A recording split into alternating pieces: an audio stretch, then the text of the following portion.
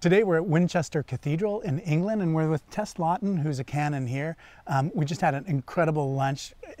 Tess has wonderful energy that I've noticed from watching you online, actually. Thank you. Yeah, it's funny, and in person you're even better. That's really nice to hear. One of the questions we ask at Grace Cathedral all the time is, if you had a Gothic cathedral in the heart of Silicon Valley, what would you do with it? Isn't that an interesting question? That's a really interesting question. So what do you do with a cathedral in the modern world? Yeah.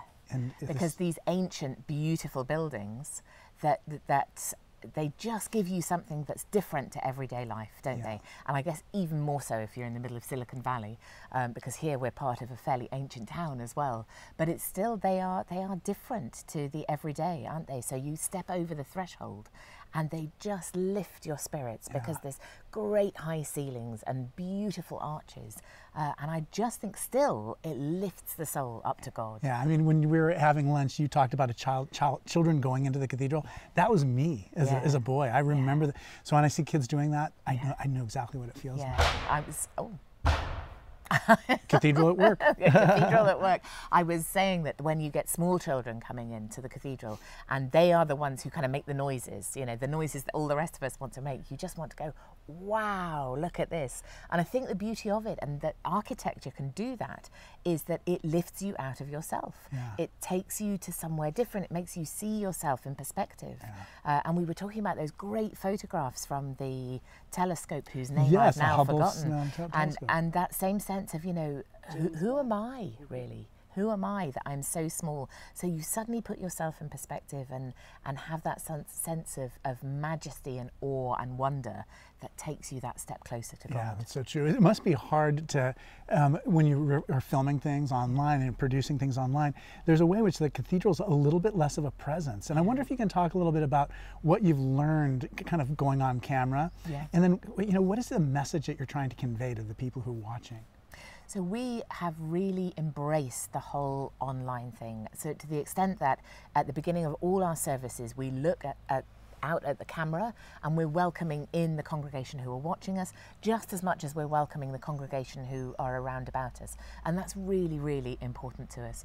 And during Holy Communion, we have special prayers that people can read to themselves and pray as they're seeing people going to communion as well, so that they can feel part of it, so that they're part of our community all at the same time. And the way that we've tried to incorporate the building is that we have, so if you look at the Verge's screens when they're doing the services, live streaming, they'll have kind of 8 to 12 different pictures of the cathedral and of us, and they'll kind of fade in and out to the different things. And they really, but particularly around Christmas, we've got a statue of the infancy of Jesus, the birth of Jesus, and they would kind of zoom in on that. And then they've got really good at zooming in on candles during prayers, and then also, frankly, that incredible ceiling when you want, as part of the service, to kind of lift yourself up to God, then they will zoom in on that. They must have certain, like, even conventions, like they, just in the same way that for our organist, I said I was going to preach about this whale at the beginning of the Easter service. I'm saying, okay, play whale music beforehand. Yeah, great. So there must be video versions of that, of just like what makes us feel full of awe, what recognizes our humanity.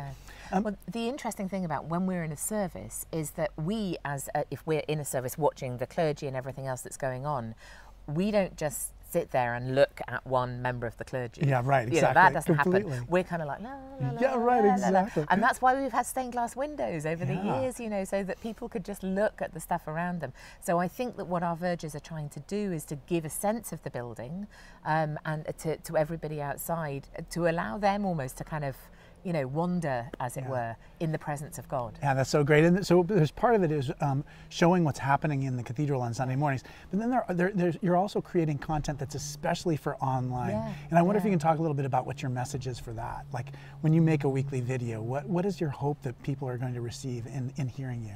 So we spend quite a lot of time thinking about what the shape of the liturgical year.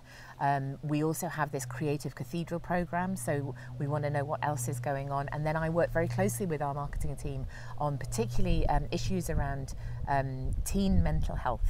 So young people and their mental health, and also sort of Women's History Week and that kind of thing. This is my bit in particular, as Canon missioners. So we take it in turns each week, the members of chapter, to give a video message, and we sit down at the beginning of the week with our marketing team, and we just talk about the different themes that are out there that might relate to certain people and connect at certain times of the year, both liturgically, but also, if you like, the secular liturgy, as it were, that is going alongside us all the time. So we tap into the things that we know really matter to it's funny is when you say that, I'm like, oh yeah, the way it comes across is this is a thoughtful work of a team. This isn't like an individual.